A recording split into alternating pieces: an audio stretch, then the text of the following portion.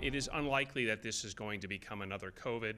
I don't think there's any significant risk to the population at large. The sad reason for that is because people who get that infection unfortunately have a very, very high mortality rate. Dr. Stephen Stack, Secretary of Kentucky's Cabinet for Health and Family Services, saying earlier this week that the isolated outbreak of hantavirus on a Dutch cruise ship does not spread like COVID-19. With that in mind, authorities are currently investigating 8 cases related to that outbreak.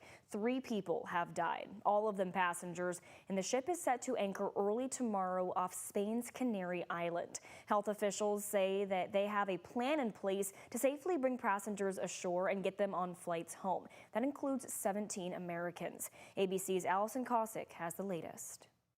Tonight, the luxury cruise ship linked to an outbreak of hantavirus is just hours away from anchoring in Spain's Canary Islands. Authorities in Tenerife racing to prepare Granadilla port before the ship anchors offshore. The World Health Organization director, along with Spanish officials, visiting the port ahead of the coordinated operation. We will do everything tomorrow to make the operation a success. Tenerife is ready, prepared.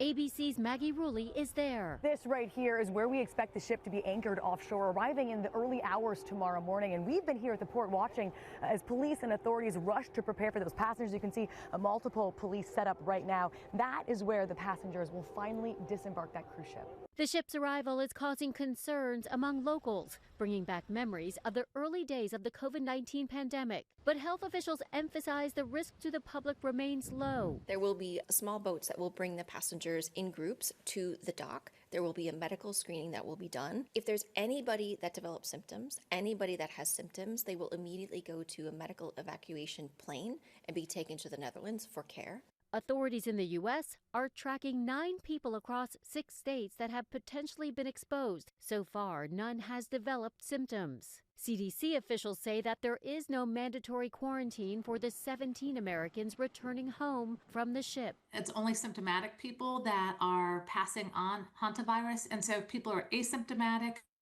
they are not at risk based on what we know today. Once off the ship, the American passengers will be met by the CDC, flown back to the States, and sent to the National Quarantine Unit in Nebraska for assessment before self-monitoring for any potential symptoms at home. Allison Cossack, ABC News, New York.